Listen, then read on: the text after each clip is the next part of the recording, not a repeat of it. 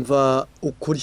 Zaburi na gatatu umurongo wa mbere haranditse ngo mutima wanjye himbaza Uwiteka, mwa bindimo byose mwe muhimbaze izina rye ryera. Umva ukuri. Icyo dushatse kumenya none ni impyiko zawe.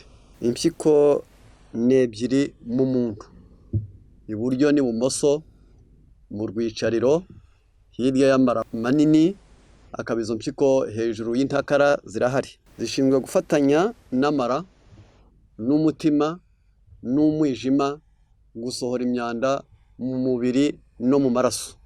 Uwo niwo murimo wazo.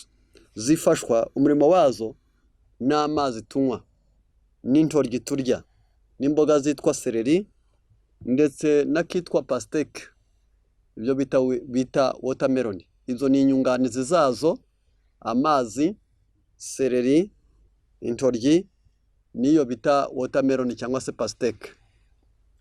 Iyo wabwirwa n'iki ko zirwaye, wihagarika inkari nkeya, ugira inyota nijoro, zizamwa amabuye, byuka ubyimbye amaso, zishobora kuziba burundu. Icyo nicyo kimenyetso cy'uko zirwaye. Ziba zikeneye iki rero?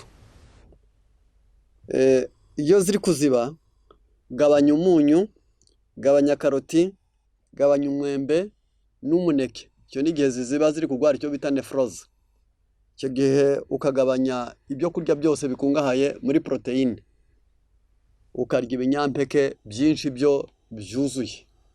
Ibyo uzabisanga mu gitabo cyitwa Santé par les aliments, page 229 230.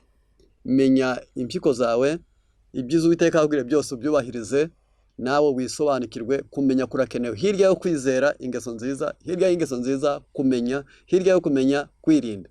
Ubwa kabiri rwa Petero igice cya mbere umurongo wa 5. Imana ibane namwe.